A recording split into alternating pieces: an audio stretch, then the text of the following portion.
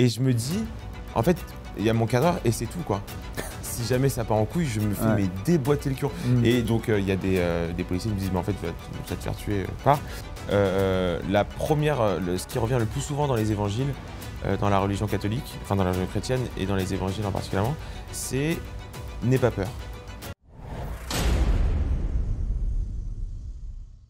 Bonjour à tous, bienvenue sur Impact, le podcast de ceux qui agissent. Aujourd'hui, et c'est peu de le dire, on a un invité très spécial. Vous allez voir, il casse les codes. Il s'agit de Georges.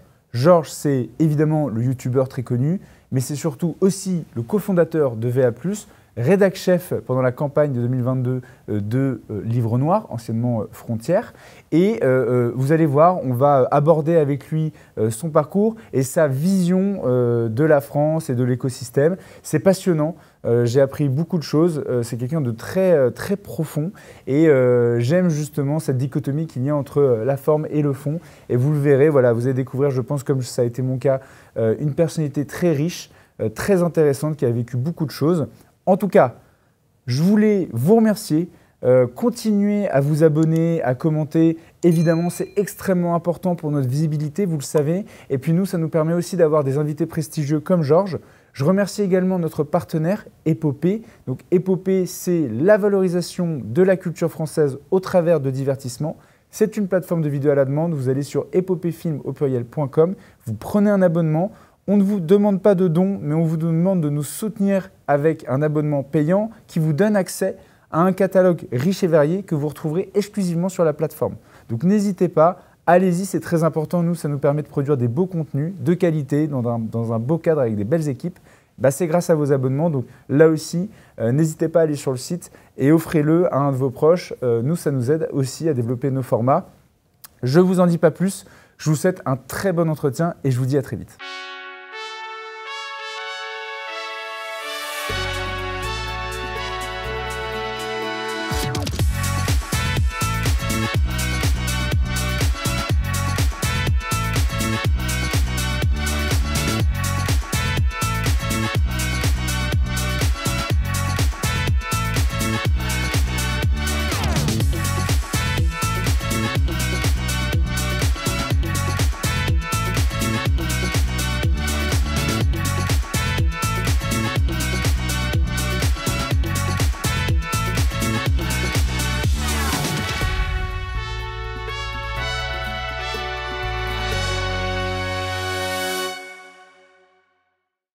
Bonjour à tous, donc aujourd'hui, comme je vous le disais, j'ai le plaisir de recevoir Georges qui nous reçoit chez lui en réalité parce que ce sont tes studios, les studios de votre agence de com. C'est ça. Et donc on est ravis parce que là on a eu beaucoup de retours sur la qualité et du montage avec Paul qui est derrière la caméra et évidemment des studios qui sont super agréables, donc vraiment parfait. Je suis très content de cette collaboration et je suis surtout très content que tu aies accepté de venir discuter avec nous parce que je pense que tu es une des figures les plus importantes du rap game, du YouTube game, voilà, de droite ou conservateur, ou on l'appellera comme on voudra, tu me diras peut-être d'ailleurs ta définition à toi. En tout cas, justement, je trouve que tu casses les codes de la communication dans ce qu'on a pu connaître dans les environnements plus conservateurs. Et je trouve ça génial justement parce que ça, c'est la manière qu'on réussit, dont nos idées doivent s'adapter au temps en réalité. Ouais. Et avant parce que tu as fait beaucoup de choses, on se le disait en off, hein, il y a eu évidemment, comment je dirais, VA+, donc tu as été un des membres fondateurs de VA+, Livre Noir, Livre Noir ex Frontières, qui est anciennement Livre Noir. Après, il y a eu, comment je dirais, il y a ta chaîne YouTube, puis ton agence. Il y a des petits courts-métrages aussi de fiction dont on va parler avec une boîte de prod. Enfin voilà, beaucoup de choses qu'on va aborder dans cet entretien. Mais avant tout, parce que c'est souvent toi qui te mets devant la caméra. C'est vrai, putain. Et je sais que quand on parle de soi, c'est aussi une manière pour ne pas parler de certains sujets qui nous concernent. Donc, ce que j'aimerais là, lors de cet entretien, pour qu'il soit un peu exclusif pour ceux qui nous suivent, c'est qu'on te découvre un petit peu plus, qu'on découvre voilà, ta personnalité, tes motivations et pourquoi en fait tu t'es engagé dans cette voie-là. Parce que voilà, jeune homme, on voit ton style totalement en adéquation avec ton temps, qui est dynamique, volontaire, etc. Mais du coup, comment tu es arrivé à concilier à la fois tes idées et cette envie d'aller dans la vidéo son côté très artistique, très créatif qui est le tien. Et je le dis, hein, j'emploie le terme artiste parce que je pense qu'il y a une vraie valeur ajoutée dans la création artistique de ce que tu fais.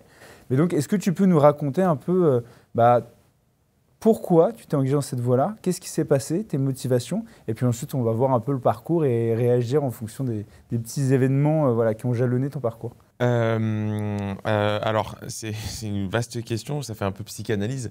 En fait, alors, moi, j'ai grandi dans un milieu plutôt marqué à gauche, avec ma mère que j'embrasse. J'étais avec elle ce matin, si elle voit ça, elle va pas aimer, mais qui était relativement à gauche, mon père aussi, mes sœurs aussi, j'ai beaucoup de sœurs qui sont toutes à gauche. Donc en fait, j'ai grandi dans cet environnement-là. Ça a d'ailleurs été une grosse question de savoir comment j'ai pu être le seul en fait, à avoir une pensée un peu conservatrice et patriote, nationaliste. Alors, si on monte dans la psychanalyse, on pourrait dire que c'est lié à mon grand-père. Moi, je suis pied noir, donc les pieds noirs ont un rapport assez chelou à leur terre. On en parlait avec Alexandre Delval l'autre jour, en fait. L'expert en l'islam. Ouais, c'est ça, l'expert géopolitique. Et en fait, on est pied noir pareil. Alors lui, il est d'origine italienne, moi française. Mais en fait, c'est des gens qui n'auront jamais un visuel sur où ont grandi leurs grands-parents. Oui. Tu vois? Donc en fait, ils sont obligés de s'attacher à une idée qui se font de la France, plus qu'à une terre concrète. Beaucoup de gens vont dans le village de leurs grands-parents pour les vacances ou quoi. Moi, c'est quelque chose que je ne connaîtrais pas et que je pense que je ne connaîtrai jamais, malheureusement. Oui, il y a un lien qui n'est pas le même que des gens qui, effectivement, seraient là depuis plusieurs générations. Donc, en fait, il y a un peu cette idée dans ma famille, en tout cas, paternelle, on a beaucoup sanctifié l'idée de la France. Pas forcément la géographie de la France, parce que de fait, mes grands-parents sont arrivés dans les années 70, 60, en France, en banlieue parisienne, qui est vraiment l'endroit le plus moche que tu puisses trouver de France à ce moment-là. C'est les grands blocs pavillonnaires. Le plus désincarné, quoi. Le plus désincarné, le post-industriel, c'est immonde, c'est chiant, ça pue. Donc en fait, tu es obligé de te rattacher à l'idée que tu te fais de la France pour pas finalement être atomisé dans un monde de consommation qu'on a connu dans les années 70. Donc j'ai grandi avec cette idée-là un peu, que tu dois être attaché à l'idée de la France en permanence. Tu ne dois jamais renier l'idée de la France. Quand bien même tu aurais quelques rancœurs avec elle, parce que sujet un peu tabou chez les pieds noirs, c'est le rapport qu'ils ont à la France, parce qu'effectivement c'est leur terre, mais depuis l'Algérie, ils ont quand même vu la France progressivement les lâcher et puis les accueillir dans des conditions qui n'étaient pas nécessairement très belles. Donc il y a eu un peu un espèce de ressentiment. Ma grand-mère me disait que c'est des accents qui sont très forts,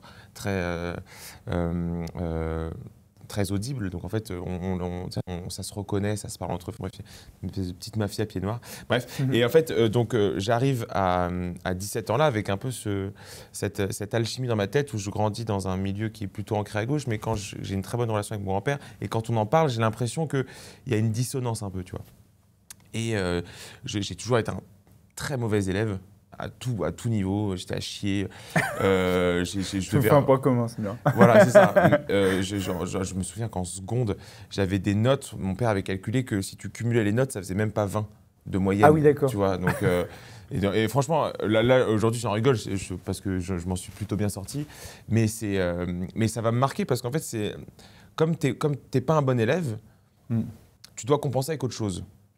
Donc tu dois être créatif, tu dois être un artiste, tu dois être drôle, tu dois être... Je crois pas que c'est l'un qui à l'origine de l'autre. Ouais. C'est ça, d'accord. Mais je me suis toujours dit, ok, je suis pas un bon élève, mais au moins, faut que les gens se rappellent de moi. Faut que les gens se disent, c'est peut-être une merde en cours, mais il est gaulerie. Ouais. Ou c'est peut-être une merde en cours, mais il a des idées intéressantes. Et une personnalité, quelque chose qui... Bien sûr. Parce que si j'étais juste nul, je ne me regardais pas dans la glace, tu vois. Bien sûr. Donc, et en plus, tu es dans une étape de construction psychique de l'adolescence où tu dois quand même être retenu, en fait, dans un monde qui est très dur, qui est le collège, où il y a très peu de limites, très peu de surtout barrières. quand tu rentres pas dans la case. Surtout quand tu rentres pas dans la case. Donc, je rentrais pas dans la case scolaire, je rentrais moyennement dans la case familiale parce que j'étais quand même assez turbulent. Bah oui, puis tu avais déjà des inspirations, je dirais, plus conservatrices que le reste de ta famille. C'est ça, et parfaitement bien fondé à mon sens à l'époque, et encore aujourd'hui, et incompréhensible pour mes parents. Donc je sors de mon lycée avec ce brouillard mental, et je me fixe comme objectif de faire Sciences Po. qui est une farce en fait. Pour moi qui suis un élève très mauvais, j'ai eu mon bac avec 10,41, ce qui était une honte absolue, enfin, surtout à notre époque où le bac est donné, vraiment, il faut colorier dans les cases et pas dépasser. Quand tu as 10,41, tu es objectivement un goal but. C'est sûr que par rapport au bac, effectivement… des années 70, c'est le jour et la nuit. Oui. Ouais. Donc, je sens que, en fait, pour que je me prouve à moi, à ma famille et un peu à mon univers un peu social, que je ne suis pas si con que ça, je me dis, je vais faire Sciences Po. Je n'ai même pas tellement d'aspiration d'après. Je m'invente un peu des velléités diplomates ou quoi, mais je n'ai jamais voulu être diplomate. Mais bon, je me dis, je vais faire Sciences Po. Évidemment, je rate le concours de Paris, qui est sur dossier. Je ne fais pas de prépa. Parce que je me dis, je vais rentrer dans un… En fait, j'ai déjà une réflexion qui est, sans faire le mec, un peu intelligente à l'époque, de me dire, je marche bien quand je ne suis pas dans le moule. Donc, si je fais une prépa, je vais être… conditionné un peu. Je vais être conditionné un peu, tu vois, formaté pour recracher un discours et je vais être moyenne. Je vais être moyen. C'est le but de la prépa, c'est ça. Et en fait, moi, ma seule chance que j'avais, c'était que le mec qui lise ma copie se dise, waouh, ok. D'accord. C'est un original. C'est ça. Parce que je me suis mis à la place du mec qui corrige genre 1500 copies et qui voit les mêmes références tout le temps. La Chine, accord de Dayton, truc Bretton Woods, il va se faire yesh. Donc il va mettre 10 à tout le monde. Par contre, c'est un mec qui lui dit, je caricature, mais il y a un mec qui lui dit ta mère la pute. Alors certes, il va mal le prendre, mais il va retenir le nom du mec. Ah bah oui, c'est sûr. Tu vois. Donc je me suis dit, bon, j'ai évidemment pas écrit ça dans ma copie, mais j'ai fait une copie vraiment exotique, on pourrait dire, en citant des rappeurs, en citant des références un peu obscures. J'ai été pris. Je suis arrivé. Excellent. Ah oui, donc coup de poker qui a fonctionné. Coup de poker de fou furieux. Ok. J'y ai pas cru d'ailleurs quand j'ai été pris. Et j'arrive à Sciences Po, un peu candide, en disant autour de moi, ce qui était le cas, ce qui est un peu toujours de manière romantique, que j'étais royaliste. Parce que j'aime beaucoup C'est marrant parce que quand on te voit, tu effectivement corresponds pas forcément à l'image d'Épinal qu'on se fait du royaliste. C'est ça. Mais je sais pas, en fait, j'aime bien l'idée. Ouais, je vois ce que tu veux dire. Ouais, c'est le côté romantique un peu du romantique. J'aime bien l'idée de la transmission. J'aime bien l'idée qu'il y ait quelque chose d'au-dessus de nous. Et j'aime bien l'idée aussi que ça nous fasse paraître petits, mais ensemble. Tu vois, parce que c'est un peu ça. C'est un peu ça le royalisme. On est petit, certes, vis-à-vis du roi, qui représente l'histoire, qui représente la continuité. Qui représente Dieu aussi. Qui représente Dieu pour la France. Mais on est ensemble, parce qu'on est tous petits ensemble. Tu vois. Donc j'aime bien cette idée de communion en fait que le roi a avec son peuple et l'idée d'avoir un arbitre qui sait mieux que tout le monde, parce que de fait, il sait mieux que tout le monde, vu qu'il a été éduqué pour ça, il sait mieux que tout le monde ce qui est bon pour nous. Donc j'arrive avec cette idée-là, évidemment qui est très mal reçue à Sciences Po. Ah ben j'imagine, oui, ça doit être… parce qu'on est dans une époque où nos idées sont beaucoup moins propagées et audibles qu'elles ne le sont à l'époque. Donc en fait, qu'elles le sont aujourd'hui. Donc en fait, j'arrive et les gens me prennent objectivement pour le fou du bus. C'est-à-dire, il est très chelou, il est vite fait tatoué, il est un peu goalbut, et surtout, il est royaliste. Donc, les gens se disent pas en mode c'est un facho, parce que, comme tu l'as dit, j'ai pas l'image du mec. Je suis gaulerie, je suis en soirée techno, je suis truc, mais je suis royaliste, tu vois, et un peu de droite. Enfin, un peu de droite et carrément de droite. Et donc, je génère un peu un truc chelou chez mes camarades de Sciences Po. Je me fais des très bons amis.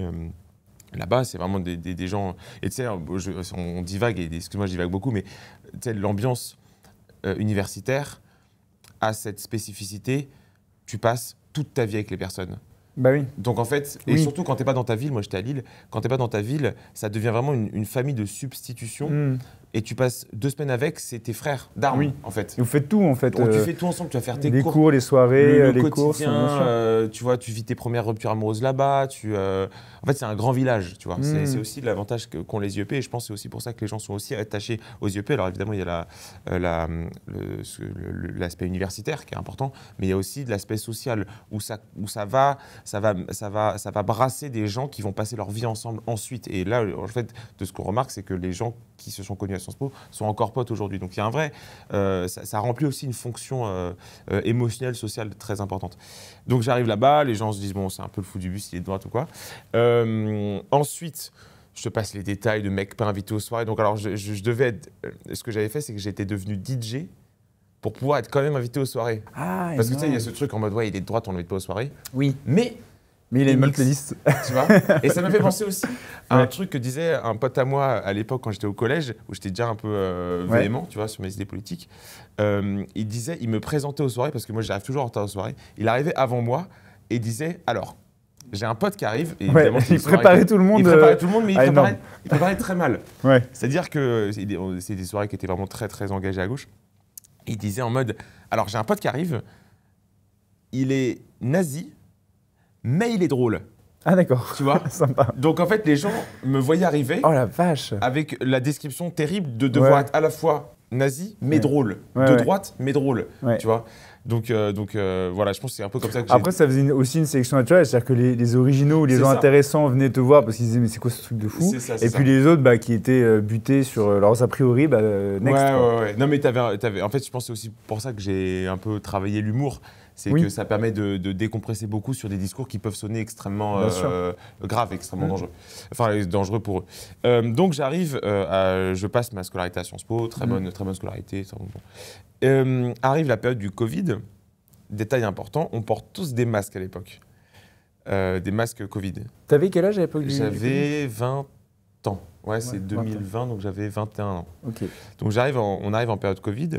On porte tous des masques à l'époque. Et je ne sais pas si tu te rappelles, mais le masque a il y a un peu cette idée que ça va durer. Tu vois, on n'est pas du tout... le confinement, c'est tout nouveau, mais on se dit toute notre vie, on portera un masque. Donc, ce que je me dis... parce qu'on voyait des sociétés asiatiques qui le faisaient depuis longtemps, en fait. Et on s'est dit, du coup, ça va rentrer dans les mœurs. On regarde la société taïwanaise, chinoise, japonaise, tout. On dit, ils ont des masques tout le temps, s'il faut, c'est notre vie future. Et l'avantage du masque c'est qu'on se reconnaît pas en fait. Quand tu as un masque, quand tu parles à un mec avec un masque en face de toi, tu reconnais pas, tu vois. Tu le reconnais pas visuellement. Donc je me dis, putain, je suis chez WAM tout seul, je me fais chier. On me reconnaîtra pas si je dis un truc de merde sur internet. Je vais commencer à faire des vidéos.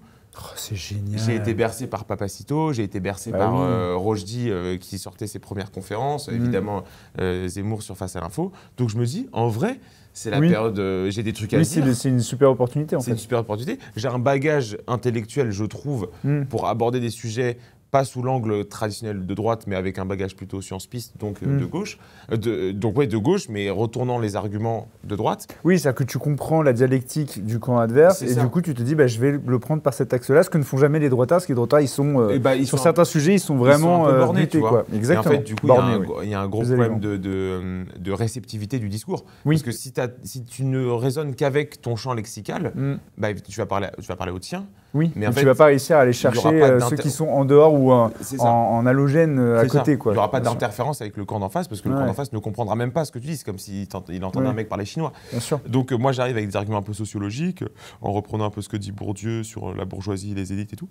Et je le fais en me disant, putain, il y a un masque, c'est génial, on ne me reconnaîtra pas si je dis de la merde. J'avais très peur d'être reconnu, moi. En fait, j'ai toujours, petite confidence, j'ai toujours refusé. Au début, ça m'a fait kiffer, mais très vite, j'ai pas aimé être connu. J'aime pas être connu, tu vois. J'aime pas quand on me reconnaît, j'aime pas quand... petite parenthèse, on te souvent dans la rue... Ça peut m'arriver, tu vois. Genre ce matin, je sors chez WAM, un mec m'a reconnu. Ça fait... tu vois, personne ne m'embrouille.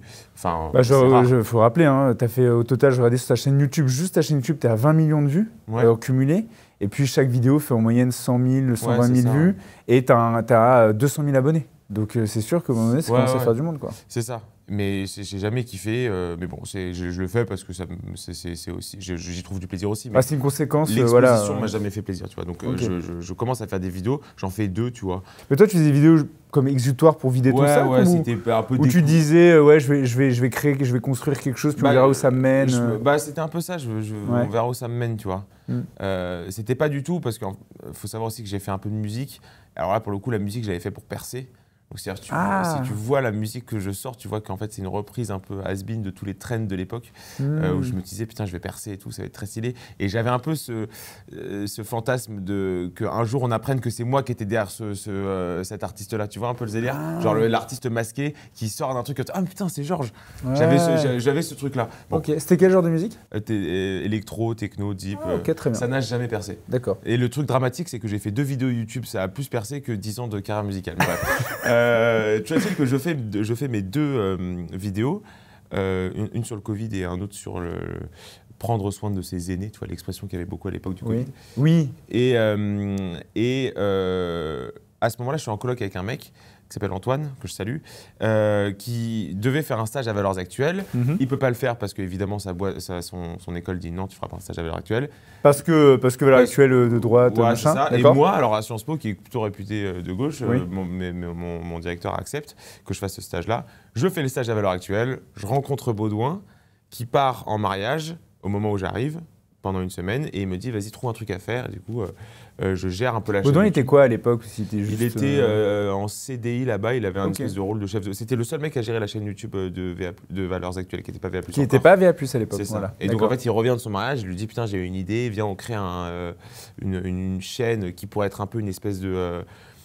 pour la jeunesse de droite, un truc un peu marrant, tu vois, un truc qu'on peut s'identifier, un truc qui n'est pas chiant, parce qu'à l'époque, les formats à droite, c'était plus des conférences de 4 heures sur les conséquences économiques d'une guerre en Biélorussie, tu vois, le truc vraiment très casse-couille qui fait chier tout le monde.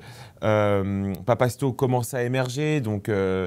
oui, lui aussi, il a énormément... Les Valek, deux, tu vois. Tous ces nouveaux youtubeurs, c'était cette époque-là où effectivement tous ces nouveaux youtubeurs arrivaient avec des formats hyper punchy, hyper accrocheurs. Les vidéos de Raptor, c'était un délire quand il y a eu l'élection Trump, là, mais c'était à mourir de rire tellement c'était fort. Valek aussi, il a fait plein de trucs. Et c'est vrai que c'était hyper foisonnant en termes de création et c'est très nouveau à droite. Tout nouveau et on se dit, putain, on n'a pas de versant un peu combinesque ou brutesque de cette nouvelle pensée politique qui émerge. Viens, on le crée, tu vois, viens, on n'attend pas un autre truc, viens, on le crée. Donc on réfléchit, avec Raphaël Deberle aussi, on arrive à la conclusion qu'il faut créer un truc qui s'appellera VA+. Au début, on voulait faire, je crois que c'était néo-VA, mais ça faisait très néo-nazi. Donc on s'est dit, VA+, c'est pas mal. On crée ça avec évidemment l'aval de Geoffroy. Et puis voilà, on commence à sortir des formats, ça marche très très bien, on ne sait pas pourquoi ça marche autant d'ailleurs. Enfin, on se pose beaucoup de questions. Parce que je pense qu'à l'époque, déjà c'était très bon, même encore aujourd'hui on peut retourner sur les vidéos de l'époque, c'était vraiment excellent et surtout qu'en fait le marché n'était pas du tout saturé comme il est aujourd'hui. Donc c'était vraiment, à l'époque comme tu disais, il y avait 4-5 youtubeurs vraiment forts. Mais il n'y avait pas un truc un peu généraliste, genre un peu de télé en fait. Ouais, c'est ça. Vous faisiez des formats très différents. Là où Raptor, il avait une vidéo qui tombait tous les mois, c'était un banger, comme on dit, un truc de malade. Mais après, il n'y avait plus rien pendant un mois. Vous, c'était régulier, puis avec plein de formats différents. Vous avez essayé plein de trucs en fait. Et en fait, on arrive à rassembler une espèce de... Et Wilfried était très bon aussi. Wilfried est arrivé un peu plus tard, mais oui, il était excellent. Les vidéos étaient vraiment très quali. Il était excellent. Et puis même ce qu'ils ont fait depuis, c'est assez dingue. Et en fait, on prend, je crois, 200 ou 300 000 abonnés les 2 premières années, ce qui est quand même fou. C'est beau. Et on devient un peu un acteur à droite, tu vois, sans se jeter plus de fleurs mais en fait, ça commence à devenir assez réel que l'idée est bonne, quoi, tu vois. Bien sûr. Il y avait un besoin et vous répondiez à ce besoin. Et on répondait à ce besoin et on le faisait c'est ce que tu disais tout à l'heure au niveau de l'esthétique, on le faisait pas en ayant des codes. En fait, ce qu'on s'est dit avec Baudouin, c'est qu'il fallait qu'on puisse regarder VA+ en soirée, sans être, sans qu'à première vue on se dise putain c'est des droitards, ça va être chiant. Enfin, en fait, il fallait que ce soit léger. Oui. Il fallait que ce soit léger, fallait que l'esthétique soit cohérente avec qui on était réellement. Tu vois, on n'allait pas s'inventer une dégaine de mecs de 50 ans, alors qu'en vrai on avait 20, 22 et puis on était dans la fougue de la jeunesse, on se mettait des cuites, on était je m'en mets toujours, mais j'encaisse moins bien. Mais tu vois, en fait, on était aussi le reflet de notre temps, tu vois. Bien sûr. Et on n'a jamais voulu se trahir là-dessus. Et vous étiez authentique, en fait. C'est aussi qui a fait la rencontre avec le public et qui a fait votre succès. C'est que je pense que vous étiez vous-même. Effectivement, ça cassait les codes de ce qu'on avait l'habitude de voir dans les environnements conservateurs ou de droite. Et puis, vous avez réussi à accrocher aussi une jeunesse qui attendait que ça. Ouais. Donc je pense que c'est comme ça. Alors je crois que la question initialement c'était comment j'en suis arrivé à la médiatisation. À la vidéo et la création de contenu. Alors la vidéo c'est via VA+. Et ensuite je fais un détour par le Livre Noir pendant 1 an et quelques. Alors c'est une autre ambiance parce qu'en fait j'y vais en pleine période électorale. Et ce que les gens ne savent pas, c'est que quand tu es dans un média en période électorale, tout est multiplié par 1000. T'es pas un peu stressé, t'es 1000 fois plus stressé que d'habitude parce que tout va très vite. Est-ce que c'est pas à cette époque justement où Livre Noir décolle parce qu'il y a la fameuse interview d'Éric Zemmour qui annonce en fait... qui annonce qu'il se présente. Qui a Enfin, je sais pas comment ça, vous avez vécu ça en interne, mais ça devait être fou, parce que je crois que c'est ça qui a vraiment fait décoller le média, quoi. C'est un peu comment, la naissance du média, on la date un peu à cette vidéo-là. Okay. Il fait une belle déclaration en citant Bainville, et ensuite derrière, Livre Noir se spécialise dans les entretiens, et dès lors qu'il commence à faire un truc un peu plus éclectique, un peu plus hétérogène, avec des entretiens, des débunkages, des micro-trottoirs et tout, bah, c'est là que j'interviens. Pour faire des micro-trottoirs, justement, des décryptages. Et j'y reste 1 an, je crois, un peu plus, 1 an et demi. Et ensuite, je lance ma chaîne YouTube. Bah, tu deviens même rédac chef, je crois, ouais. Ce qui est balèze. Je dis pour ceux qui nous écoutent, pour les jeunes qui découvriraient Frontières aujourd'hui, parce qu'évidemment, le Livre Noir, c'est le Frontières d'avant. Livre Noir, c'était des entretiens comme là. C'est ça. Et ils interviewaient des personnalités. Alors à l'époque, le marché était moins ceinturé, donc il y avait quand même un peu plus d'audience. Enfin, l'audience était moins éparpillée. Mais effectivement, il a fallu un événement un peu clé pour que tout chamboule. Donc en fait, et je me rappelle très bien, c'était dans le 15e, je ne donnerai pas l'adresse précise, mais je me rappelle très bien où Eric faisait. J'ai vu, moi, l'appartement où c'était fait. Et c'était des conditions vraiment roots, comme on dit. Et tout le mérite lui revient. Franchement, de s'être accroché comme il l'a fait et d'avoir rien lâché, parce qu'à un moment donné, ça a payé. Et aujourd'hui, Frontières, c'est le média qu'on connaît. Donc, et cette période, évidemment, a contribué énormément. Ah ouais, totalement. Et puis en fait, et puis c'est formateur de voir aussi des mecs comme Eric se donner à fond pour. Jeune aussi. Ça, je pense que ça très compte. Jeune, c'est un 93, moi je suis un 98. Donc moi je suis un 93 aussi. C'est vrai. En fait, on est d'une génération relativement jeune, tu vois. Et en fait, totalement. On a fait, avec ceux qui nous ont précédés, on a fait en 20 ans ce que les gens auraient pensé impossible. Tu vois, dans l'idée de faire émerger certains médias, certaines figures, une nouvelle esthétique à droite. C'était un peu donné perdant avec le fait qu'on n'a pas la main sur la culture.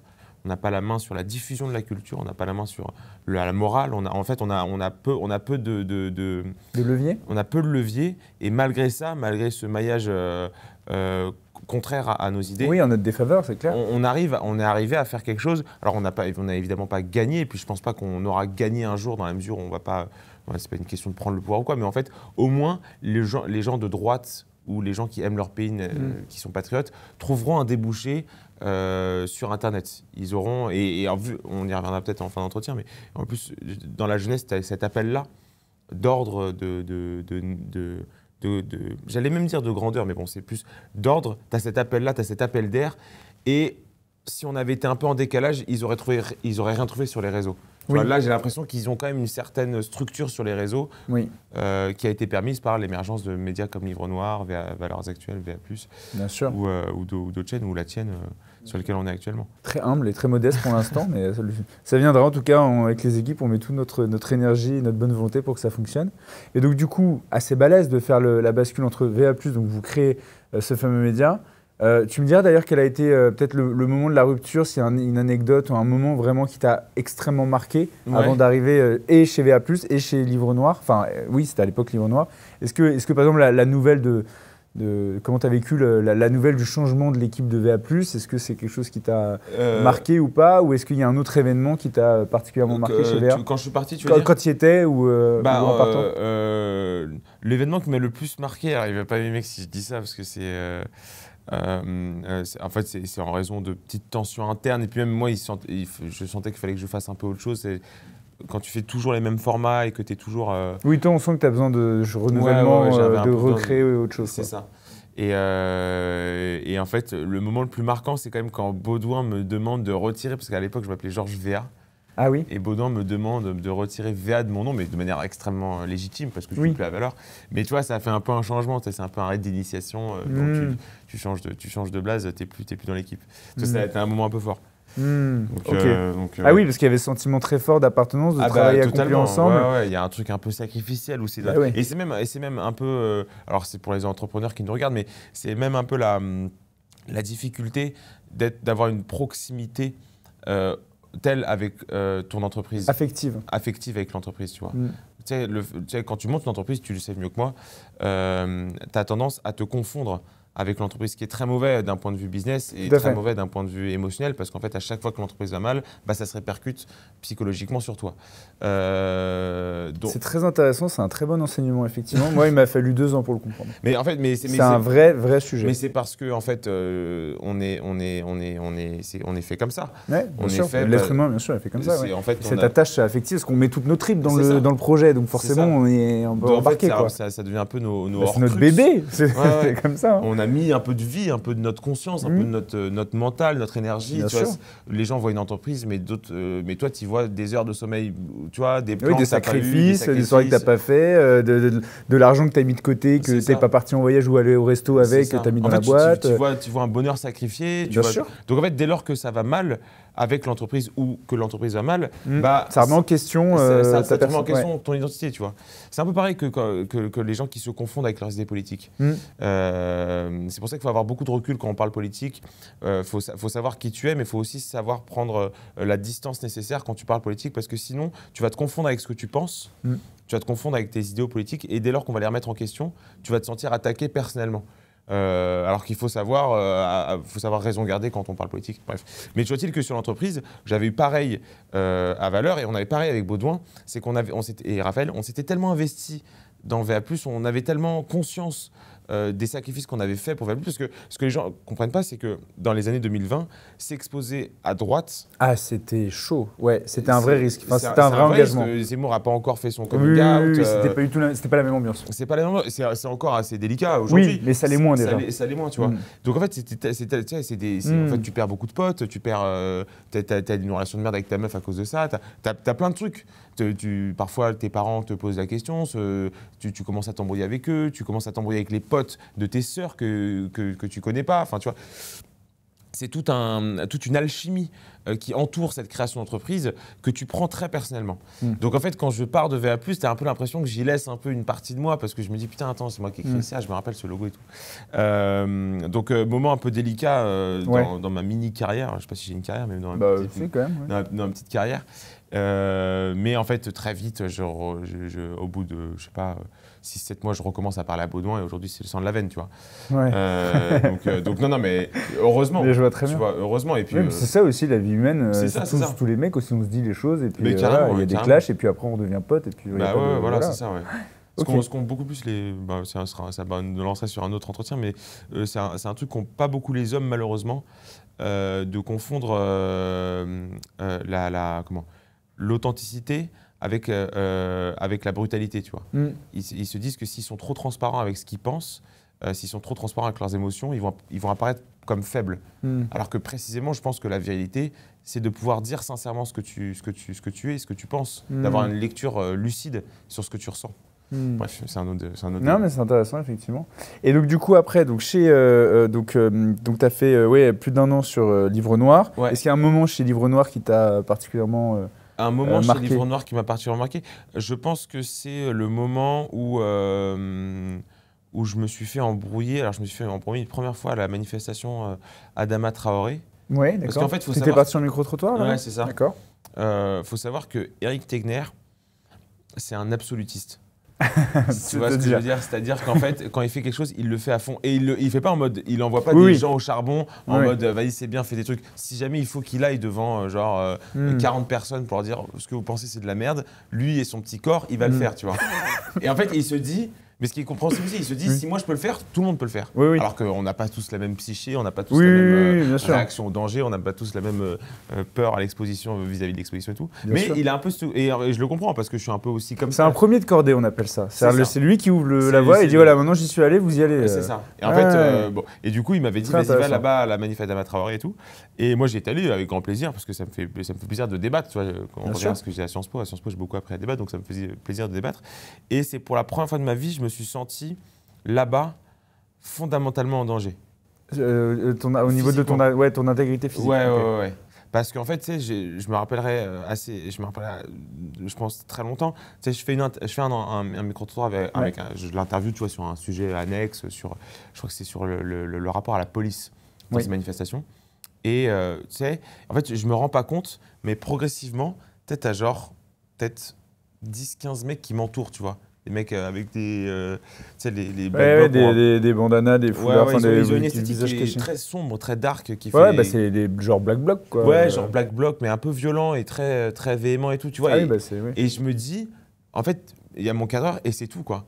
Si jamais ça part en couille, je me fais Ouais. mais déboîter le cul. Et donc, il y a des policiers qui me disent, mais en fait, tu vas te faire tuer, pars. Et je m'empoigne quand même avec un mec au sortir de la manifestation. Et à ce moment-là, je me suis dit, waouh. Ouais. En fait, je commence un peu à risquer pour des belles convictions, tu vois, qui était la transmission de la vérité, qui est quand même ce qui compose la charte de Munich quand tu es journaliste. Mais je me suis dit, il faut que je pèse vraiment le pour et le contre de ce que je fais. En fait, c'est la première fois que j'ai commencé à voir les conséquences de ce que je faisais, parce que les gens ne disaient pas en mode « ouais, t'es un journaliste de droite », ils disaient en mode « ouais, t'es Georges ». Tu vois ce que je veux dire? Ils personnifiaient la haine. Et ça, c'est plus délicat à entendre, parce qu'à la limite, quand tu as une bonnette frontière au livre noir, ou BFM, ouais, les journalistes de BFM. tu te dis, ok, ils voient ça comme une abstraction. Là, quand ils te disent en mode, ah, mais c'est toi, Georges. Oh, putain, ouais, c'est dur. Tu vois? Ouais, ça doit être très dur. Tu ouais. vois le délire? Donc c'est là où je me dis, waouh. En fait, ça commence à être réel, parce que comme je traînais pas dans un milieu qui était acquis à mes convictions, et que mes potes ne regardaient pas mes vidéos, en fait, j'avais pas vraiment de prise sur l'influence que j'avais réellement. Tu vois? En fait, parce que quand tu lances ta chaîne YouTube ou que tu gères un média, ou que ça reste très, très lointain, les chiffres que tu vois. Tu vas dire, ouais, c'est bien, elle a fait 100 000 vues. Est-ce que tu vois ce que représentent 100 000 personnes? Mais oui, c'est énorme. Tu vois, c'est genre une ville moyenne. C'est toute une ville moyenne qui a vu ta vidéo. Oui, c'est ça. Ouais. Tu vois ce que je veux dire? C'est fou. Et en fait, le cerveau humain ne peut pas voir avec ces genres de grandeur. Tu vois, il peut pas voir. C'est vrai que le numérique nous fait oublier ça. Mais oui, parce que c'est diffus, parce qu'en fait, tu le moyennises sur d'autres stats. Tu dis, ah, elle a fait 100 000, l'autre, elle a fait 70 000, ok, c'est moins bien, c'est pas bien. Est-ce que tu vois ce qu'est 70 000? Mais bien sûr. Donc en fait, à ce moment-là, je me dis, waouh. Donc non content d'être vu, je suis vu et détesté par une partie des gens qui me voient. Et à ce moment-là, je me dis, ok, il faut peut-être pas que je réoriente mon discours, mais que j'ai un peu commencé à arrêter de faire des micro-trottes à ce moment-là. Parce que justement, je me disais en mode, c'est pas fait pour moi. En fait, je panique très vite, moi, évidemment. J'ai un peu peur. T'es sensible aussi. Je suis un peu non, sensible. mais il y a une sensibilité. Et il y a une vraie sensibilité, en fait. Quand on crée, je pense qu'on doit avoir une certaine forme de sensibilité. Tout individu est différent. Il y en a avec plus ou moins de sensibilité. Et oui, c'est une forme de sensibilité, bien sûr. Ouais. Mais sans, voilà, pas de... Non, mais c'est encore une fois ce que j'ai dit tout à l'heure sur la sincérité. Mais ouais, je me dis, je suis sensible. Et puis en fait, encore une fois, la détestation frontale, elle est difficile. Et personnelle, du coup. Elle est difficile à vivre en vrai. Ouais, je comprends. C'est parce que on vit dans une espèce d'algorithme, qu'il soit social ou via les réseaux sociaux, où on est confronté un peu qu'avec les gens qui pensent comme nous. Donc de fait, on interagit assez peu avec le camp d'en face, si tant est qu'il y a un camp d'en face, mais on interagit assez peu avec ceux qui ne pensent pas comme nous. Donc en fait, les rencontres... quand il y a... Effectivement, ce que j'allais dire, quand il y a une rencontre, là pour le coup, en fait, les deux parlent des langages différents, parce qu'ils n'ont jamais été confrontés mutuellement à leur némésis, tu vois. Bien sûr. Donc en fait, prendre conscience de ça sur un terrain physique, c'est délicat en fait. Tu te dis putain, mais comment je peux moi générer autant de haine? Quel a été le parcours du mec d'en face pour qu'il en soit à me menacer physiquement, qu'il en soit à vouloir me taper, tu vois? C'est pas évident. Ok, d'accord. Ouais, je comprends qu'effectivement ça a dû, c'est ce genre d'événement qui fait réfléchir, quoi. Ouais. Ok, et donc alors du coup. Tu as quand même fait une campagne présidentielle, donc dans un média, ça devait être assez costaud. Ouais, c'est vrai. À quel moment tu as décidé qu'il fallait que tu tournes la page et que tu ailles justement sur ta chaîne YouTube? Je crois que j'ai été comme beaucoup Un peu déçu peut-être? En fait, déçu, mais c'est plus résigné, tu vois. Un peu ce que vont connaître certaines personnes pendant les législatives de l'année dernière. Quand tu es déçu, c'est que tu as espéré et que ça n'a pas marché. Quand tu es résigné, c'est que tu te dis que le système auquel tu es vicié, quoi. Tu vois, c'est foutu. Et déjà, j'ai eu un peu ça parce que j'ai eu ça, évidemment, moi j'avais une affection particulière pour Zemmour. J'aimais bien ce qu'il représentait. Qui lui aussi a bien cassé les codes pour le coup. Mais parce qu'il pouvait se permettre, c'était un outsider, donc il pouvait risquer. Et en fait, c'était intéressant. C'était quelqu'un qui était profondément, je pense, politiquement suicidaire. Tu vois, qui en fait, il choquait tellement il disait tellement de trucs brutaux parce que le réel était brutal. Il faisait tellement intervenir le réel dans son discours qu'il était inaudible auprès de plein de gens, mais que ceux qui le voyaient et l'entendaient sortaient d'une torpeur depuis 40 ans. C'est-à-dire que c'est la première fois depuis 40 ans qu'on avait un mec qui nous parlait de grands remplacements, qui nous parlait de l'insécurité au quotidien, qui nous parlait de l'identité française d'un point de vue romantique, que les gens avaient complètement perdu d'esprit, même des Français, on dit de souche, avaient perdu de vue. Donc en fait, ça faisait phénix en fait. Et moi, je l'ai vraiment ressenti comme ça. Surtout quand ça faisait écho à un parcours personnel. Je ne pense pas avoir été le seul de droite depuis et maltraité entre guillemets socialement parce que de droite, mais quand tu as eu un parcours où tu as été un peu tenu à distance de cercles sociaux parce que tes idées politiques et que tu as un mec qui fait écho à ça sur une grande chaîne, putain, mais tu te dis, mais en fait, je suis pas tout seul. Et tu vois les sondages, tu te dis, mais attends, il est à 12%, c'est quoi ce délire? Ça veut dire qu'il y a 12% des Français, 12-13% des Français qui pensent comme moi. Et ça donne un espoir, tu vois, c'est un espoir qui est en fait, j'allais dire, c'est très mal adapté, mais un espoir qui est traumatique dans la mesure où c'est un espoir qui va te traumatiser. Parce que tu te dis que tu n'auras plus jamais le même espoir. Et tu vois, depuis Zemmour, j'ai pas vu un seul candidat qui m'a foutu les jetons comme ce que m'a fait Zemmour au Trocadéro, par exemple. Tu vois, Zemmour au Trocadéro, c'est plein de petits qui se retrouvent. Non mais c'est vrai, tu vois, sans être mégalo, mais c'est plein de petits mecs qui ont vécu des parcours de vie différents, mais qui se retrouvent dans la sincérité du mec, dans la symbiose que Zemmour forme avec le peuple français et avec la France. C'est une ambiance incroyable. Et l'ambiance est complètement folle, tu vois. Donc tu as ça, et évidemment, on voit qu'il fait 7%. Ce qui est gigantesque. Ce qui est déjà énorme pour un candidat qui a fait campagne pendant moins d'un an et qui est parti avec rien. Parce que tout le monde nous dit la fable de Macron. Non, mais Macron, pendant 5 ans, il a préparé sa campagne en off. Avant. Voilà. Et il avait Minck, Attali, Kouchner, enfin, il avait tout le monde derrière lui. C'était pas du tout. Zemmour, il est vraiment allé en kamikaze presque. Carrément. Et pour avoir vu le truc de l'intérieur aussi, parce que j'étais très pote avec Stanislas Rigaud. En fait, j'en avais affaire qu'avec des moines des moines soldats en fait. C'était des mecs qui partaient la bite le couteau, ils avaient 2 tracts et ils allaient à Barbès pour convaincre les gens de voter Zemmour. C'est des trucs, c'était lunaire. Donc bon, cette effervescence-là, quand elle retombe au niveau émotionnel à partir du 7%, là je me dis, et évidemment le second tour, j'avais déjà un peu intégré le fait que Marine ne pouvait pas passer, parce qu'en fait le système médiatique fait que j'ai l'impression que c'est difficile d'aller chercher le 51% qui fera la diff. Je pense, mais bon, c'est peut-être que je me trompe, mais on a quand même des preuves depuis 20 ans qu'il y a des soucis d'appareil avant les élections, et puis au moment du second tour, tout le monde est d'accord pour qu'il y ait un parti qui ne doit pas passer. Donc en fait, quand tu joues à... Tu sais, c'est comme un match de foot où, à un moment donné, au lieu d'avoir 11 personnes contre 11, t'en as 22, t'en as 21 contre 1. Tu vois, alors évidemment, ça reste un match, mais tu vois, ça vaut pas le coup d'être regardé même, tu vois. Bien sûr. Toujours est-il que, ce qui est un vrai problème démocratique par ailleurs, mais bon, c'est un autre débat, mais toujours est-il qu'à ce moment-là, je me dis, vas-y, je vais lancer ma chaîne, je vais faire ce que je veux. Je vais parler des sujets que j'ai envie d'aborder, et c'est comme ça que je lance ma chaîne, et c'est comme ça que, et très vite en fait, vu que les gens connaissaient ma tête, ils me connaissaient visuellement. En fait, tu avais déjà fait des vidéos du coup au moment du Covid? Oui, carrément. Donc tu avais déjà une chaîne alors c'est marrant, quand j'ai repris ma chaîne, j'avais 1200 abonnés. Ah ouais, d'accord. Et oui, effectivement, j'ai évidemment mis en répertorié les 2 vidéos que j'avais sorties. Ah ok. Ouais. Non mais j'en avais un peu honte, c'était très mal monté avec des effets de merde et tout. Non, c'était les débuts, vraiment, c'est les débuts du montage un peu shitposting, donc moi j'étais pas très fan, très fier. Et ouais, du coup je lance ma chaîne, ça marche bien, et puis là je suis là, 200 000 abonnés après. T'as fallu combien de temps pour faire tes 100 000? Ça a été assez rapide. Hein, 3 ans. 3 ans, 2 ans et quelques. Ok. Donc tu crées ta chaîne avec toutes les vidéos qu'on connaît, évidemment, allez-y voir la chaîne de Georges, enfin, pour ceux qui ne seraient pas déjà abonnés, mais je pense que beaucoup de ceux qui nous écoutent le sont déjà. Et ce que je trouve hyper intéressant dans cette chaîne, c'est comme tu dis, tu abordes toujours les thématiques comme t'es, donc avec beaucoup de décontraction, authenticité, mais avec un vrai fond. Et vraiment, les dossiers sont super creusés. Il y a des vrais dossiers de sociologie hyper intéressants, des vraies thématiques très profondes. Donc vraiment, je pense que ça vaut vraiment le coup, puis c'est bien monté, évidemment. Et puis...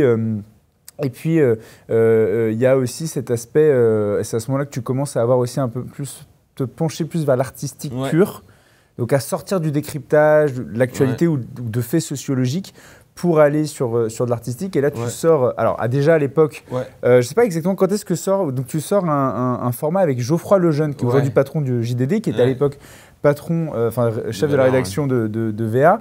Ça sort quand tu peux nous en parler de cet événement? Parce que c'était votre premier court-métrage, premier sketch, j'ai envie de dire. À l'époque de VA+, ça se faisait pas à droite, pareil. À l'époque de VA+, on en faisait déjà un peu. Au début, tu sais, on faisait des petites intros quand il fallait réagir à un événement d'actualité. Donc on se voyait avec Geoffroy, on disait attends, qu'est-ce qu'on verrait comme blague et tout. Donc on faisait des petites, des petites scénettes, des petites scénettes au début. Mais effectivement, c'est le premier sketch un peu monté, un peu travaillé, où il y avait une vraie équipe de prod derrière, qu'on sort sur ma chaîne qui s'appelle L'Entretien d'ailleurs. Excellent. Et donc là, c'est Geoffroy Lejeune qui recrute un stagiaire, et Geoffroy est au gouvernement, et donc il vérifie avec lui qu'il a bien tous les éléments de langage de la novlangue bien progressiste, avec tous les bons éléments de langage qui reviennent habituellement dans la presse, mais réunis dans une vidéo de 5 minutes qui est bien marrante. Et donc de cette expérience, qu'est-ce que tu en retires? J'en retire qu'il y a eu un gros manquement, mais c'est parce que je suis peut-être un peu perfectionniste. Il y a eu un gros manquement à droite ou à minima dans la pensée conservatrice sur justement l'humour. On a encore, c'est pas fini et tout, mais on a un boulevard sur l'humour parce que la gauche est pétrie de contradictions internes à ce sujet, parce que la gauche rétrécit progressivement le champ du possible dans l'humour. Qui est terrible en fait. Et de la réalité même dans l'absolu. Et de la réalité. Mais l'humour, c'est... Bergson disait c'était provoquer l'inattendu. C'est ça en fait qui fait rire.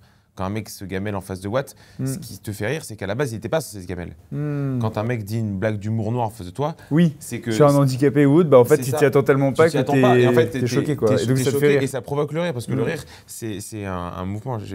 Alors, Bergson a écrit tout un livre qui n'est pas du tout drôle sur l'humour. Qui est vraiment le truc le moins drôle que tu puisses trouver sur l'humour. Et en gros, il explique que c'est un spasme qu'on ne comprend pas trop, l'humour. On ne sait pas trop pourquoi on rigole. Est-ce que c'est social? Est-ce que c'est le diaphragme? On ne sait pas exactement. Mais ce qui est sûr, c'est que c'est la rupture avec l'attendu qui provoque l'humour. Donc par exemple, quand quelqu'un fait de l'humour noir ou de l'humour absurde, c'est inattendu, donc c'est drôle. Tu vois, ça casse la réalité. Mais pour que cette réalité soit cassée, il faut que tous les champs des possibles, il faut que tout le champ lexical que tu puisses aborder soit possible. Tu ne peux pas rétrécir l'inattendu par définition. Et en fait, ce qu'est en train de faire la gauche, c'est qu'elle est en train de dire, alors ce sujet-là, on n'aborde pas. On ne peut pas en rigoler. Sauf si on est soi-même de cette communauté. Ce sujet-là, on peut en aborder. Donc en fait, progressivement, depuis 10-15 ans, on se rend compte qu'il reste peu de choses à gauche sur lesquels on puisse rigoler. Évidemment, il y a les grands classiques, le blanc, le catholique, les prêtres pédophiles, alors ça, tu peux dire qu'ils se régalent, les droitards, tu vois. Mais globalement, tu sors de ces 3 cases-là, il n'y a pas trop d'humour possible. Tu fais une blague sur les métis? Non. Si tu n'es pas métis, tu es raciste. Une blague sur les juifs? Non, tu es antisémite. Une blague sur les... Tu vois, en fait, et c'est pour ça que la polémique Guillaume Meurice, pour moi, c'est du petit lait. Non pas que je me félicite que la liberté d'expression soit bafouée en France, mais c'est du petit lait parce qu'il fait partie d'une pensée politique qui a milité activement. C'est ça, qui a mis en place ce système en fait. Donc en fait, il se fait harakiri en fait. C'est ça, il graille les fruits de ce qu'il a, des graines qui ont été plantées par ses ancêtres. Tu vois. Donc en fait, bon. Intéressant. Donc en fait, donc pour revenir sur le sketch avec Geoffroy et même sur la philosophie qu'il y avait derrière le sketch, nous, à droite, on n'a pas d'interdit. Il n'y a pas de truc où on ne peut pas s'interdire de se taper une barre sur un truc. Tu vois, on n'est pas en position de domination pour ça. Mais oui. Donc on rigole de tout, et tout le temps. Et en fait, on se dit avec Geoffroy, putain, mais utilisons ce créneau-là. Parce qu'en fait, on peut aussi transmettre des idées, une pensée politique, une structure politique, et même une mentalité d'être, une philosophie d'être via l'humour. Tu vois, parce qu'en fait, on va paraître pour des mecs, ce qu'on est, des mecs cool, des mecs drôles, des mecs qui ont de l'autodérision, des mecs qui ont une critique un peu acerbe de la société, des mecs qui ont une lecture quasiment sociologique, parce qu'en fait, quand tu regardes un peu le sketch sur sur l'entretien que je fais avec Geoffroy, il y a quand même des petits refs un peu sociaux. Donc tu te dis que on n'est pas des connards non plus, on fait pas du, c'est pas Kev Adams, tu vois, c'est quand même un peu plus travaillé. J'ai rien contre Kev Adams, je sais pas s'il regarde cette vidéo, mais je dis qu'on essaye de travailler un peu le truc, tu vois. Et ça marche bien parce que les gens se disent oh mais des bars, de l'humour de chez nous, de droite, c'est cool. Parce qu'en fait, il faut aussi se mettre à la place du mec de droite de base, qui est quand même, il a ses convictions politiques et malgré la propagande culturelle et médiatique qu'il y a, il garde ses positions politiques. On le voit avec les jeunes, tu vois. Malgré le matraquage médiatique qu'il y a eu, les jeunes ont quand même voté pour le RN massivement. Enfin, le premier parti des jeunes, c'est le RN. Mais ça fait plaisir quand même de voir qu'à un moment donné, il y a des mecs qui se bougent le cul artistiquement et qui proposent quelque chose, qui proposent un contre-récit, finalement, à l'hégémonie de la gauche culturelle sur l'humour. Exactement. Je vois très bien ce que tu veux dire. Et puis en plus de ça, ce genre de format, et je pense que c'est pour ça que tu vas nous raconter là, les 2 autres courts-métrages que tu as fait, c'est que je pense que l'art est universel s'il est bien fait. Oui. C'est-à-dire que tu vois, on parlait de l'entre-soi et des références qu'on pouvait avoir au sein d'une même pensée politique. Et en fait, ce qui est génial avec les œuvres, c'est qu'elles dépassent l'écosystème dans lequel elles ont été créées. Et je pense que c'est un peu ça aussi ce que tu vas chercher. Totalement. Et puis même, en fait, c'est aussi un... C'est ça parce que tu as créé une boîte de prod. C'est ça, j'ai créé une boîte de prod, une agence d'influence aussi. J'ai aussi fait de la musique et je vais continuer à en faire même un peu plus tard. Et en fait, effectivement, quand tu es bon dans ce que tu fais, quelque part, ta couleur politique disparaît.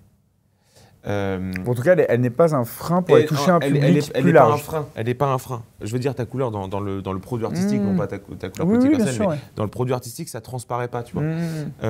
Parce que c'est juste bon. C'est juste bien fait. Et beaucoup de gens à droite ont ce problème-là de vouloir faire ce qui a marché à gauche, mais de droite.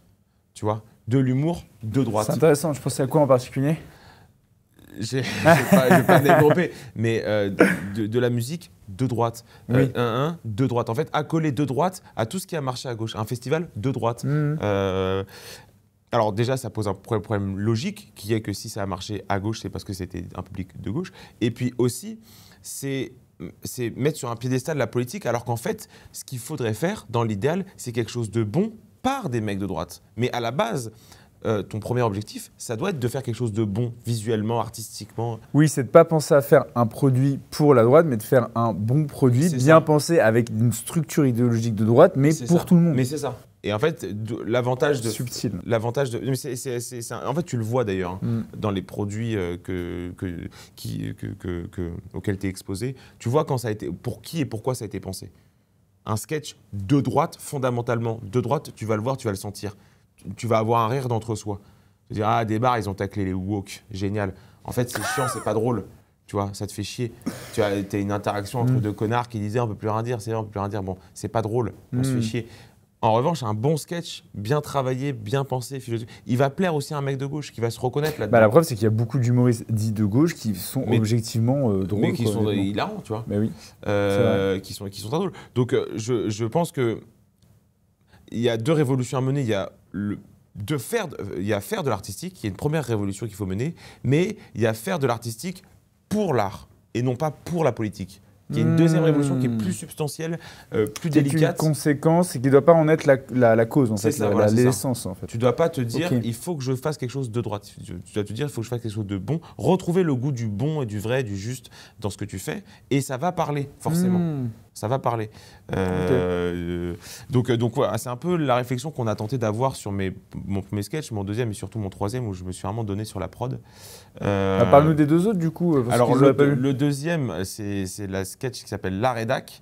Ouais. Alors ça, je l'écris à la suite de l'affaire Thomas. Oui, de Crépol. Thomas de Crépol, ouais, qui est un jeune rugbyman qui s'est fait buter parce qu'il était blanc.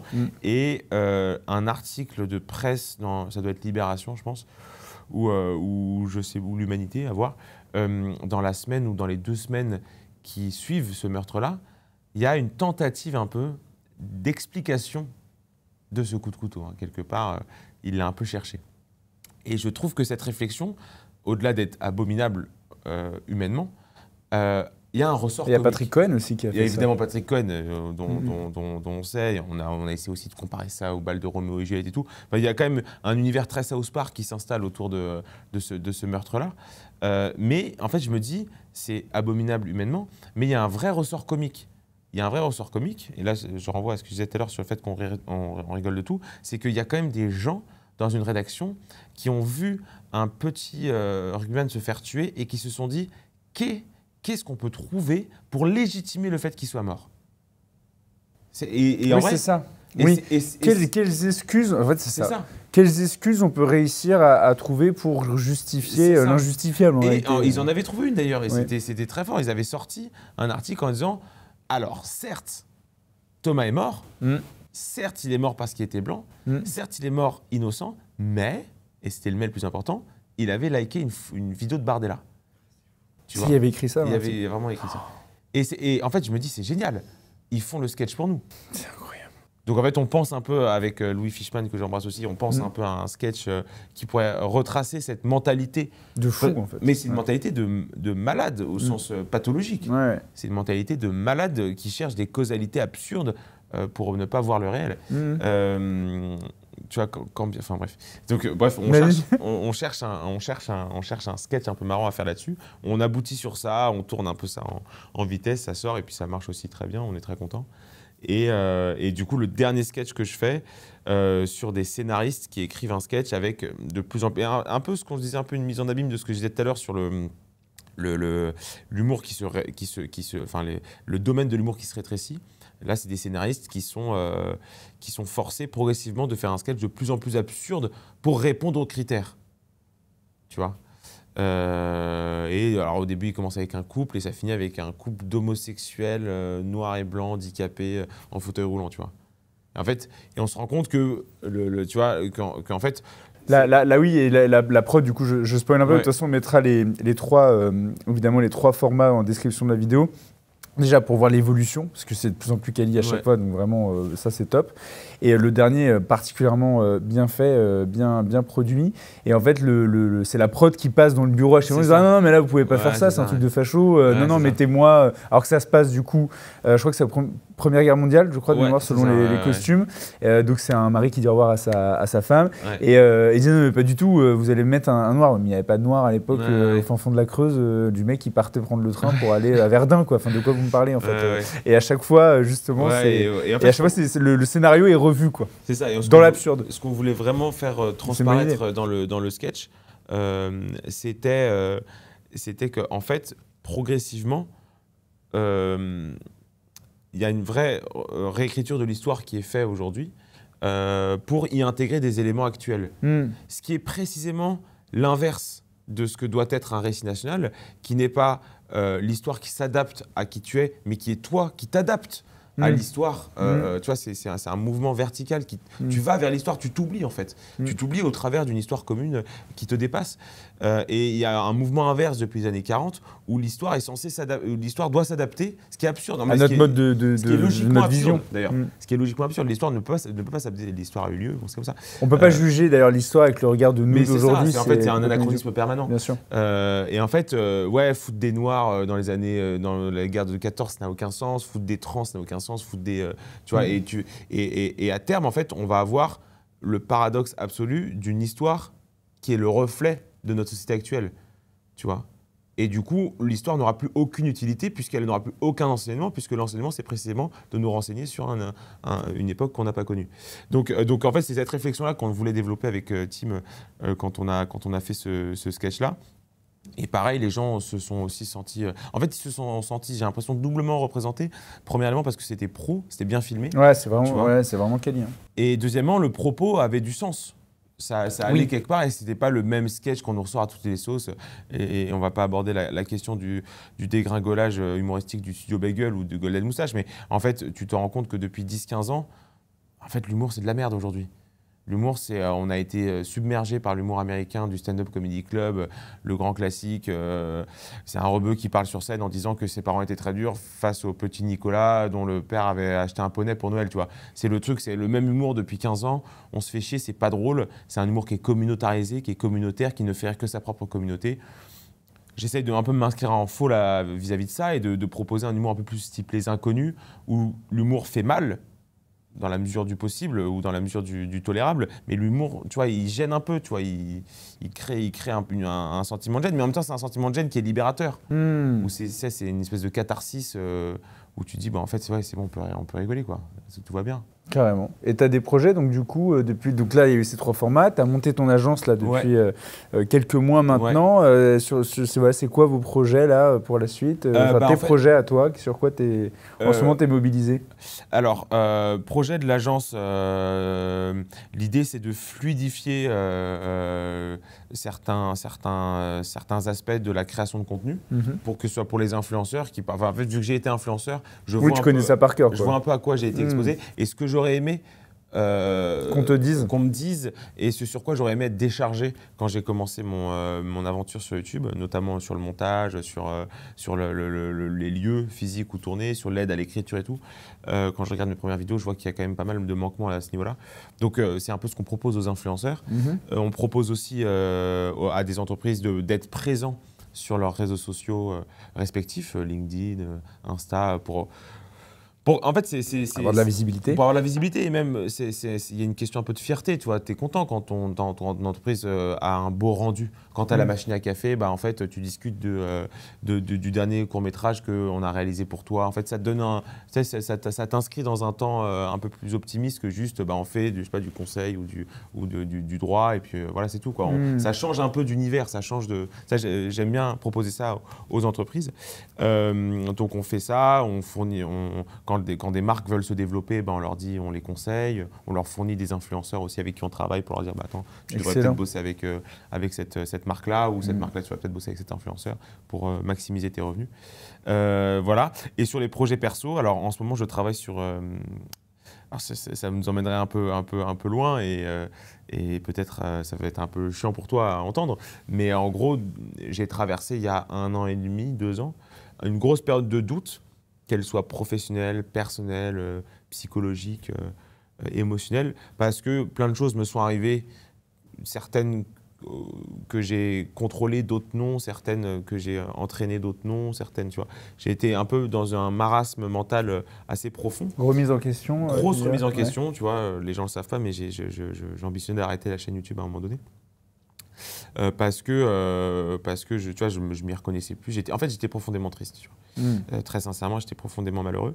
Et je me suis un peu questionné, savoir quels sont les leviers sur lesquels j'ai un vrai pouvoir d'action, en définitive, avant de tout arrêter. Oui. Tu vois. Qu'est-ce que je peux optimiser pour voir si ça change la donne, sinon et après, à ce moment-là, je changerai. Je me suis posé la question, je me suis dit, je me donne rendez-vous dans 1 an. Je vais optimiser tout ce que je peux optimiser, tout ce qui est dans ma capacité d'agir, mon pouvoir d'action. Je vais le faire, je vais l'optimiser. Et si jamais ça ne marche pas, bah là, j'arrêterai. Okay. Donc, ça a été la nutrition, le sport, le rapport à soi, le rapport aux autres, le rapport aux écrans, le rapport aux réseaux sociaux, le rapport à sa propre personne, tu vois. La spiritualité aussi. La spiritualité, je me suis converti il y a 2 ans, 2 ans et demi. Donc en fait, tu vois, j'ai un peu revu ça, j'ai fait des petits tableaux, j'avais un petit carnet, je notais toutes mes réflexions sur le moment, toutes les penses bêtes que j'avais sur les sujets que j'ai évoqués. Et donc du coup, là, je travaille sur une mise en forme de ce que j'ai pensé, de ce que j'ai fait et de ce que j'ai appliqué dans ma vie quotidienne pour que ces petits leviers sur lesquels il y a un vrai pouvoir d'action, ces petits paramètres sur lesquels Parce qu'en fait, la dépression, les angoisses, la tristesse, c'est des grands mots, c'est des grands principes sur lesquels tu n'as aucune prise parce qu'ils sont insaisissables. En revanche, tu as une prise sur ce qui compose ces dépressions, ces angoisses et cette tristesse. Parce que la dépression, c'est quoi? C'est le fait de mal dormir, c'est le fait de ne pas faire de sport, le fait de ne pas avoir de projet et tout. Donc, je me suis dit, chapitre par chapitre, je vais récapituler tout ce que j'ai appris, tout ce que j'ai compris durant cette année, parce que j'ai beaucoup lu, en fait, ça me passionne, la psychologie. Donc, j'ai beaucoup lu et j'ai vu ce qui avait marché, ce qui n'avait pas marché. Et ce qui avait marché, j'ai voulu comprendre biologiquement, anthropologiquement et scientifiquement pourquoi ça avait marché sur moi, quel parcours j'avais poursuivi, bref. Et donc, ça prendrait potentiellement la forme d'une petite formation que je mettrai à disposition des gens au courant du mois de juin-juillet. Voilà. Génial, c'est une super excuse, ça je savais pas. Et pourquoi tu dis que ça me ferait chier?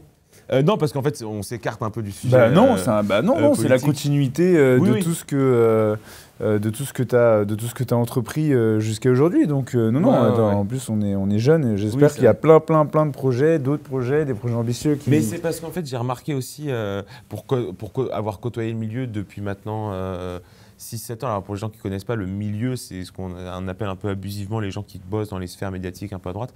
C'est que beaucoup de gens sont évidemment en reflet de la réalité un peu malheureux.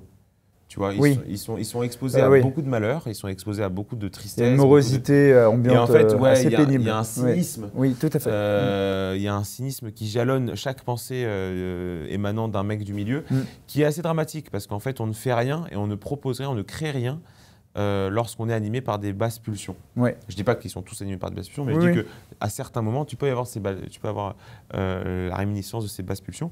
Donc, ce que je me suis dit, c'est il faut déjà qu'on défende bien ce qu'on défend, mais il faut aussi qu'on le défende avec bonheur. Il faut qu'on soit heureux de le faire. Il faut qu'on soit enthousiaste. La joie. Ouais, c'est important. C'est important d'être heureux, tu vois.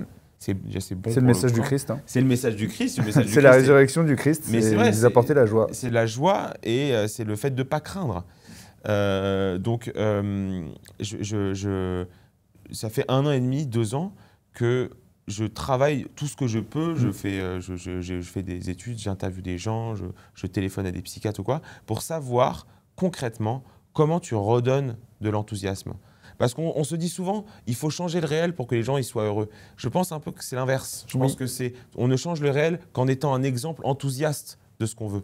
Nous sommes une petite nation à notre échelle, à l'échelle de notre famille, puis à l'échelle du pays, en fait. C'est ça. Et donc ça ne viendra pas du pays, puis de la famille, puis de nous. C'est nous qui sommes l'élément déclencheur du changement collectif en réalité. Et comme toi, je fais exactement le même constat. Et en fait, quand tu regardes les manifestations, les gens à gauche sont heureux de manifester.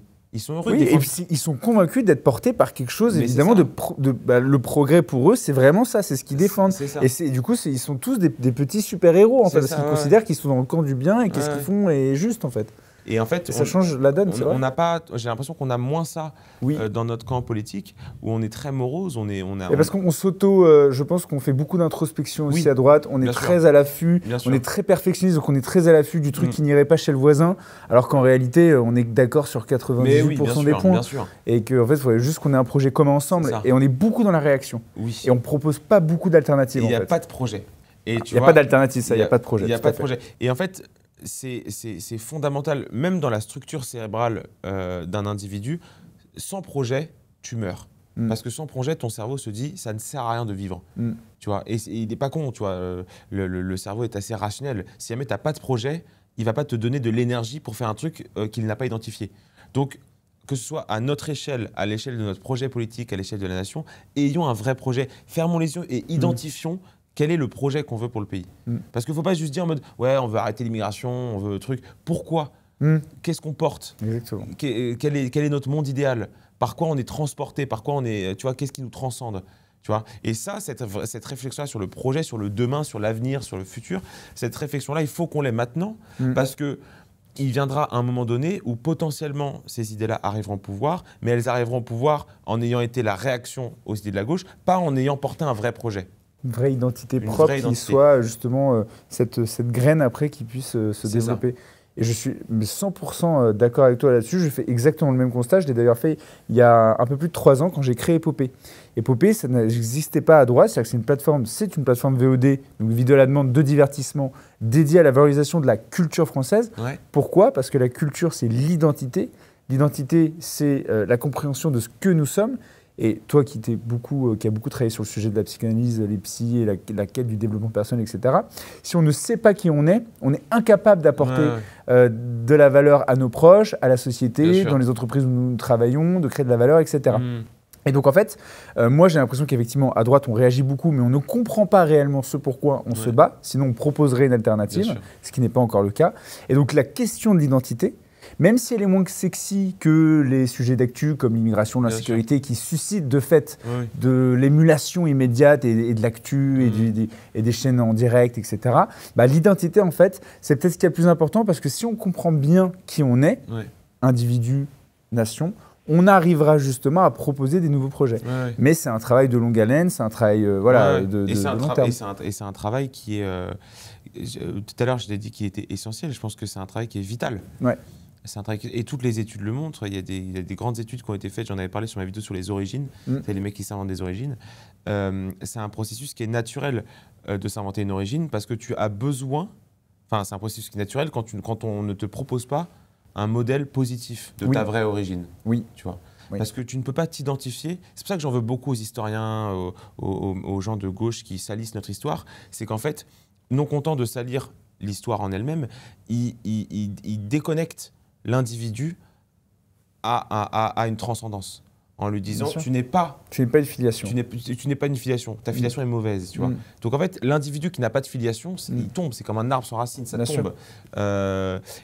Et ça appelle aussi à un trouble à l'ordre public. C'est-à-dire que tu donnes des excuses à ceux qui voudraient justement s'en prendre à la société dans laquelle ils évoluent. Et si tu expliques toute son enfance et toute sa scolarité au mec, je ne veux pas stigmatiser, mais de Sarcelles ou de Saint-Denis, là où il y a une vraie forte concentration d'immigration extra-européenne, quand en fait les Français est un connard, collabo, colonisateur, machin, etc., il ne faut pas s'étonner derrière qu'ils s'en prennent justement aux Français, quoi. Non, mais l'individu a besoin ça va sonner un peu con, mais il a besoin de positif, tu vois. Il a besoin que son identité historique soit positive, il a besoin que ses ancêtres, il a besoin d'avoir une perception positive des enquêtes de surtout qu'elle l'est en plus dans l'absolu. Et dans l'absolu, elle l'est, mais il en a besoin. Et tu vois, on sait qu'elle l'est, parce que nous on a étudié l'histoire. Oui, parce qu'on a débunké justement tout ce récit, je dirais presque institutionnalisé de l'anti-France. Mais en fait, dans sa construction identitaire, il en a besoin. Il a besoin de s'identifier à quelque chose d'au-dessus qui le dépasse et qu'il considère comme positif. Donc je pense que c'est le combat à mener dans les 10 prochaines années, c'est de recréer de l'enthousiasme. Recréer des gens qui sont enthousiastes vis-à-vis de leurs ancêtres, vis-à-vis de leur histoire, vis-à-vis de ce que cette histoire-là a fait pour eux. Donc c'est recréer cet enthousiasme-là, mais recréer aussi un enthousiasme sur l'avenir. Se dire, c'est pour ça que je suis terrifié quand je vois des gens qui te disent « Ouais, je ne sais pas si je veux des enfants ». Bah oui, c'est terrible. Mais c'est une conséquence. Donc en fait, oui, c'est terrible. C'est le syndrome d'une société qui veut mourir. Bien sûr. C'est le syndrome d'une société c'est le suicide. Une personne qui te dit ça, pour moi, elle est sur la même pente glissante que le mec qui te dit t'as pas une corde. C'est le même délire pour moi. C'est-à-dire que, ok, les gens vont te dire non, je suis très heureux sans enfant. Non, t'es hédoniste. T'aimes le bonheur, t'aimes le plaisir, tu vis pour toi, mais tu vas arriver à 50 ans, tu vas mourir en fait, tu vas te suicider parce que moi je les ai vus, ceux qui, j'ai travaillé dans l'immobilier, donc j'ai rencontré pas mal de gens et notamment des collaborateurs avec qui on parlait beaucoup et je pense à une personne en particulier, j'espère qu'elle ne se reconnaîtra pas, mais bon, on a beaucoup parlé, donc je pense que ce sera le cas quand même, on sent profondément en fait ce côté j'ai kiffé, d'ailleurs c'était un franc-mac marrant, j'ai kiffé toute ma vie et en fait maintenant c'est vraiment psychologiquement, je sens que le mec il s'est auto-névrosé par rapport au fait qu'il n'a jamais eu d'enfant et qu'il aurait dû, il aurait dû le faire quand même, ça aurait été contre son gré, parce qu'on est un peu comme ça nous les mecs parfois aussi. Parfois les choses arrivent parce que c'est un peu contre notre gré et en fait on en est très content parce qu'on se rend compte du bonheur que c'est d'avoir des enfants parce que c'est inscrit dans nos gènes, dans notre fonctionnement. C'est notre biologie. Et quand tu retires cette double transmission dans la transmission vis-à-vis de l'histoire, ce que l'histoire te transmet et ce que tu dois transmettre à une population future et en premier lieu à tes enfants, quand tu retires cette double transmission, tu crées forcément des gens qui bientôt auront des idées de merde. Tu vois. Et je pense que beaucoup de problèmes qu'on a aujourd'hui vient du fait qu'on ne fait plus d'enfants. Tu vois, on fait plus d'enfants, donc en fait on n'est pas porté vers l'avenir. Donc si on n'est pas porté vers l'avenir, on est porté vers le soi, maintenant, ici, là, tout de suite. Qu'est-ce que je veux ? Bah évidemment, je veux mon bonheur personnel, je veux pas qu'on me casse les couilles, je veux pas de communauté, c'est chiant la communauté, ça sert à protéger qui la communauté ? Je vis très bien tout seul. Tu vois, donc en fait, cette mentalité-là très individualiste d'une société qui est atomisée, on la combattra avec l'enthousiasme et surtout l'enthousiasme qu'on aura vers l'avenir, je pense. C'est magnifique. Merci beaucoup. Est-ce que justement, cette dynamique de conseils qu'on pourrait donner aux jeunes qui nous écouteraient, ou même aux moins jeunes d'ailleurs, parce que je pense qu'on peut faire des choses à n'importe quel âge, carrément, surtout aujourd'hui. Maintenant, on vit en bonne santé longtemps. Bien sûr. Enfin, longtemps. Il faut quand même bien s'entretenir, mais en tout cas, il y a cette dynamique de se dire que voilà, on peut être acteur à tous les niveaux. Si on est jeune, c'est par la force de conviction et l'énergie. Si on est un peu moins jeune, c'est par des leviers financiers ou autres. Voilà. Est-ce que pour ceux qui voudraient justement être dans cette dynamique de créer une alternative, quel conseil tu voudrais leur donner? Quels affres ou quel piège dans lequel tu voudrais pas qu'ils tombent, dont toi, tu aurais pu tomber? Quel conseil je donnerais aux jeunes générations? C'est marrant que tu en parles parce que j'ai sorti une vidéo là, ma dernière vidéo c'est sur les zoomers. Ah, ok. Et j'essaie d'expliquer. Ah, j'ai pas eu le temps d'avoir. J'essaie d'expliquer pourquoi les zoomers sont de droite, ce qui est statistiquement le cas, et pourquoi ils sont conservateurs. Non, je leur dirais à ces gens-là que ce qui revient le plus souvent dans les évangiles, dans la religion catholique, enfin dans la religion chrétienne et dans les évangiles en particulier, c'est « n'aie pas peur ». N'aie pas peur, ne crains pas. Ça, c'est ce que répète le Christ très souvent, il dit ne crains pas. Et je pense que c'est important de l'avoir en tête, quoi qu'on fasse, de ne jamais être guidé par la peur. Bien sûr. De toujours, en fait, d'avoir la peur en horreur. Il ne faut jamais avoir peur, il faut être certain de ta valeur. Vous êtes une belle nation, vous composez une histoire qui est fabuleuse. La France alors, j'aime pas les gens qui disent qu'elle est en danger de mort, elle n'est pas en danger de mort, elle est menacée. Elle est menacée, certes, on le sait, elle est menacée d'en haut par une mondialisation, par le progressisme qui veut la détruire. Elle est menacée d'en bas parce qu'elle n'est plus défendue par ses populations. Mais ne craignez pas, l'optimisme, paradoxalement, c'est la seule chose qui peut nous sauver. C'est un très beau message, tu as raison, ça me fait penser à... Dans l'ombre de la vallée de la mort, je ne crains aucun mal, car Dieu est mon berger. Voilà. C'est exactement ça. N'ayez pas peur et on arrivera à redresser la barre. Mais il faut foncer. Merci beaucoup, Georges. C'était super inspirant. J'ai hâte de découvrir justement tes nouveaux projets. Et j'invite tous ceux qui nous écoutent à te suivre. Évidemment, ce n'est pas déjà le cas, mais je pense que c'est le cas. Et surtout, à nous donner de la force. À très bientôt. Et merci encore. Ciao.